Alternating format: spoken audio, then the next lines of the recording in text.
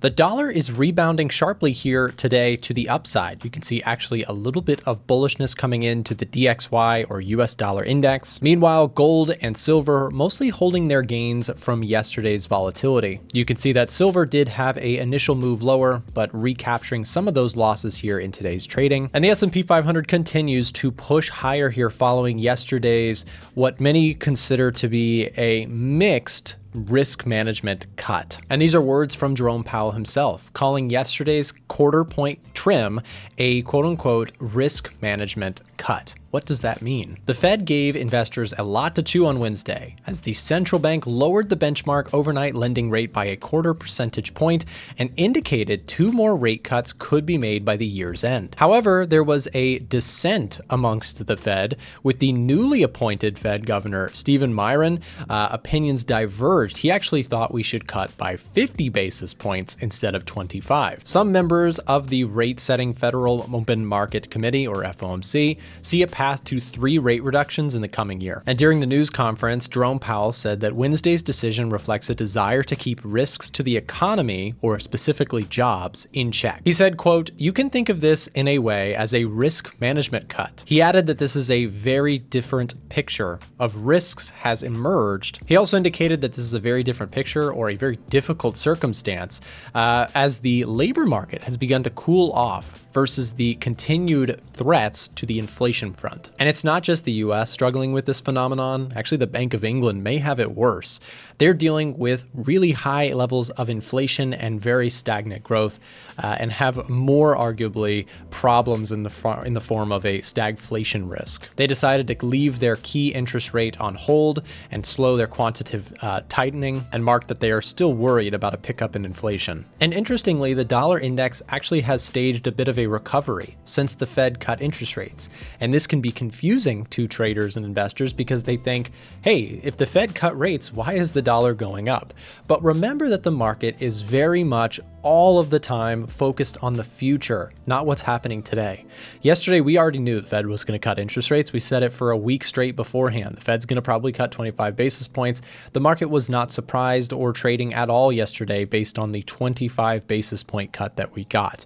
In fact, what the market was trading off of was the projections for the future, where yes, we are seeing rate cuts, but the issues to inflation are still remaining in this market. Let me show you. And here's a look at the consumer price index, which has consistently been rising the last few months. And what I gathered from the speech from Powell was that there are serious risks to both sides, and that this quarter point cut, this risk management cut, in his eyes seemed to sort of balance things in the meantime with the risks to labor and inflation. If anything, I would say that this was not a very dovish cut or a very hawkish cut. Some people were thinking we could get a hawkish cut from Powell, which essentially means they cut interest rates and he says, well, that's all we're going to get for a little while. I would say it was somewhere in the middle. And I think the market was more so actually expecting a more dovish cut than we got, if that makes sense. And so quoting risks to inflation still being a serious contention for the Fed to deal with, I think the dollar index is moving higher because, again, you have a circumstance in which, okay, the Fed's going to cut rates if they need to. They're going to go meeting by meeting, but there's not this sort of overt willingness to, okay, inflation's probably going to move away and we're going to be able to cut rates. Although Powell did mention briefly that the tariff concerns he thinks are a short-run problem to inflation, not necessarily a sticky long-term one. But of course, he mentioned that if the tariffs do cause a spike in inflation or a significant loss of jobs, that those things would be handled or at least attempted to be assisted by the Fed. But it does seem to me like you have a circumstance where you have slow hiring, slow firing in the US market in terms of the labor market. So people are not necessarily having mass layoffs show up in the data. We can take a look at that now. In fact, this morning, unemployment claims, which would be our key indicator to look for potential layoffs, actually came in better than expected. So economists were forecasting 241,000 unemployment claims this week. We only got 231. So the number was actually lower, which is a stronger read for the US jobs market. And I do think that this puts a little bit of the worries to the sideline on the US dollar, and we can see right around when that data point dropped, the dollar index started to push higher here at 8:30 a.m. US Eastern time. If we see a circumstance where jobs data starts to hold up a little bit better than anticipation and inflation remains sticky, it's possible, and maybe not necessarily probable, but possible, that the rest of the year we see less cuts than we previously thought possible. In fact, this morning we also see US 10-year government bond yields moving higher as the bond market may be taking into account if unemployment claims are doing okay, we may not see as much of a threat to the labor market, and the stock market losing a little bit of its gains here this morning in response to that. You can kind of see the stock market's in a weird spot where it's actually trading upwards on negative jobs data because it's excited about rate cuts. In my personal opinion, I don't love that philosophy. To me, major market sell-offs are mostly surrounded by jobs data weakening. So today's jobs strengthening data is actually, to me, more of a positive thing for markets, whereas the market's strangely taking it as a slightly negative thing simply because it reduces the possibility of further rate cuts. The VIX also dropped hard here today, down 4% at the time of recording. And just take a look at the Dow Jones. Again, moving higher here before unemployment claims and then moving back down afterwards. This, alongside other areas of the market that are sensitive to rate cuts, are getting a little bit pushed back here today because, again, claims coming in better, jobs data coming in better essentially, threatens the probabilities of rate cuts. And I know we've done a lot of macro analysis here today, and I wanted to offer you something completely free. I promise I have nothing to sell with this. The Telegram channel, where we share market research every single day and updates on fundamental and technical analysis, as well as trade setups that we're looking for, is currently available in the description down below. I highly recommend that if you don't have the time every day to watch all of these videos, it's understandable. The easiest way to stay up to date with our thoughts and analysis of what's happening in markets is to join our free Telegram channel and ensure you have notifications turned on. You can read along each day if you're a currency trader, an index trader, or a commodities trader. We share tons of updates on what the Fed is doing and breaking it down so that you can actually learn something on fundamentals completely for free in the current market. The link is in the description. Or if it's easier for you and you're watching on a television or device where it's hard to get to the description, simply scan the QR code, join the Telegram, and you will not regret it. I promise you'll learn something. So taking a look at precious metals, we do see a little bit of a rollover effect here, as again, we did get unemployment claims, which came in a little bit better than expected. This to me signals that we could get a little bit of a rollover in precious metals. We also had retail sales numbers, which came in better than expected. You can see on September 16th, we got retail sales month over month coming in at 0.6% growth month over month, right? So compared to the forecast at 0.2%, the consumer actually holding up a little bit better than expected here, going out and spending some money. Taking a look at GDP growth in the United States, we also have recently seen some pretty better than expected numbers on this side of things as well.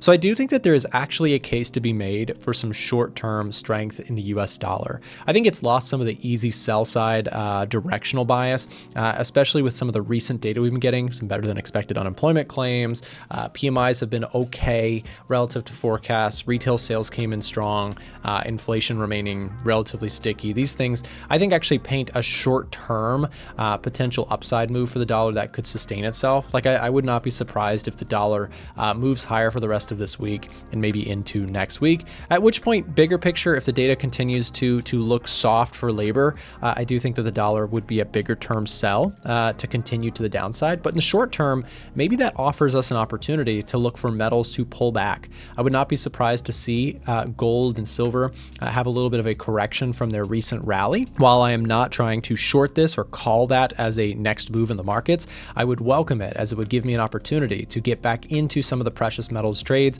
If you have been watching along recently in my videos, then you may know that yesterday I took a profit on my silver trade for a $20,000 profit, which, gosh, I wish I had more of those types of trades. Please understand, whenever I share a big profit like that, I think it's part of the job here as a YouTube creator that tries to be transparent in the trading space to also let you know that when I take losing trades, it's minus $4,000. It's minus $5,000. I'm working on a larger capital basis. So yes, I have these remarkable big number trades, but understand that it is also important for me as again, trying to be transparent with this stuff, that I also have big losers and my losing streaks can get pretty ugly. So I have a bigger trading account account. So that is some context that I think is important, sharing that sort of number with, a YouTube audience. And here's a look at my year-to-date performance on this public portfolio. I do this to show you both the ups and downs. You can see I went from up $50,000 or $60,000 to down 77. So please understand, corrections and drawdowns can be very large when you have a large capital basis. But overall, we've had a really remarkable year. I'm up about 25% in my public portfolio, and I also have several other portfolios that I do not necessarily show on my videos and stuff. But overall, we've been doing really well. It's been a really good year, and comparing my performance to passive investing in the S&P 500, I'm up about 23.3% compared to the S&P 500's 12.7%. And please note, this is money weighted. I have taken a withdrawal of $50,000 from my account this year to, on a personal note, help pay my mortgage. I bought a house last year, so I took some profits off the table and allocated it towards my real world situation, which is pretty cool as a trader to be able to do that. And please understand, I'm 10 years into my journey, so please don't compare your own results to mine. And who knows, maybe you're throwing around way bigger numbers than I am, but everybody's on their own journey. And I think it's important that we recognize that. And don't make the mistake of comparing yourself to people you see on the internet, because trust me, there's always a bigger fish. Even for me, there's people out there I see who are making $1 million a month or $2 million a month from their trading and their investing. So please understand, everybody's on their own journey, and enjoy the ride. So I think the name of the game for me is to remain patient in this environment. I don't have a ton of trades on at this very moment, and I am looking for pullbacks in metals. Specifically, if I go to my top setups page and pull this up here, I'm going to remove minor currency pairs from the list. I am looking specifically for gold pullbacks. I'm also interested to see that NASDAQ is getting a bullish rating. Here overall, economic data has actually started to materially improve on the growth side specifically. Let's take a look. You can see with jobless claims coming in better than expected here today, as well as retail sales coming in better than expected, the picture has improved slightly for stocks. The economic heat map allows us to scan a ton of economic data and specifically focuses on the surprise amount of each data point. Markets trade on expectations versus what actually shows up. So when we talk about something like a retail sales number or a CPI number or an NFP report, right? What really matters to the market is the expectation that the market has versus what actually shows up. And while jobs data has been pretty weak recently, there's also some good signs in the economy. Like, for example, the consumer is still out there spending. We also have some GDP growth, which came in better than expected. So it's not all doom and gloom here, and we are now seeing sort of a mixed picture for stocks. However, let's take a look at the NASDAQ and see if there's any trade setups. Long story short, the market looks stretched, and while I am not going to short this thing because I have a bullish outlook on stocks in the bigger picture, I would have to wait for pullbacks in the indices before I can justify getting long. I'll look for a pullback to 23,800. If we get it, there may be an opportunity for me to step in and take some longs on this one, but really we are looking pretty stretched here. We got the RSI kind of screaming to the upside, and price action clearly just a lot of green. So I would prefer to wait for a little bit of a sell in the indices here. And I also wanted to show you something on the sentiment side that has me a little bit nervous too. The latest AAII Investor Sentiment Survey, which is a survey asking respondents how they feel about the stock market, we can see that there was actually a little bit of an uptick in bullishness. We saw investors, traders go from 28% of respondents saying they feel bullish to 42%, let's call it.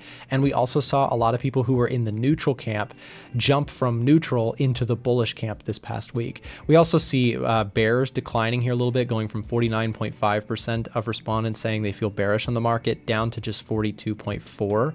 Now this is still, bears and bulls are even. So I think that there is room for this market to continue to melt up and sort of just squash the bears here. But I think that the concern that I would have is that as you get into an environment where bullish sentiment continues to rise, got to be a little bit cautious chasing that rally. So for me personally, what would be much more attractive would be waiting for dips. And I know that that can sound like a broken record because dips can take a long time to start to occur. But if we did get dips and I could get long, I'd be looking specifically to put a stop on it to define my risk in case I'm wrong in that idea. Well, I've been doing my back testing. I've been trading for a while. I'm finally qualified to get a payout. Let's do it.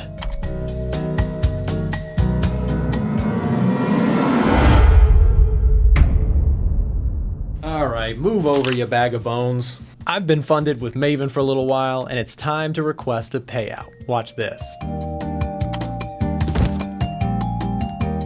If you're looking to get funded, check out Maven Funding down below in the description. With our promo code, as you see on the screen right now, you can get an additional discount off of any of their challenges, and they offer some of the fastest payouts in the industry. Not only do they offer really fast payouts, they also have some of the best prices in the industry by far. So if you're looking to get funded, check out Maven down below in the description. Let us start with what we heard from the US Fed yesterday. Of course, we've had the Bank of England announcing its decision on interest rates today. But yesterday, I think, will be more interesting, Nick, particularly for you on your side of the Atlantic. As expected, it was nailed on 100% chance of an interest rate cut, and that's what they did. But I think it was the forward guidance from Jay Powell and the rest of the Fed team that was the most interesting, wasn't it? It certainly was, Johnny, and it was a really big day yesterday for a lot of people who were anticipating the Fed to begin interest rate cuts. I also saw there was a little bit of cheering in the mortgage rate world because a lot of people who want to buy homes, it's been a very locked up housing market in the United States as other places as well. And it's been, it was definitely welcomed by the market. We do see today the NASDAQ is up 1%, S&P is up 0.6%. So the bigger theme is people are excited and happy with rate cuts. However, the commentary, we actually have a dollar that is moving higher here today. So the US dollar is up.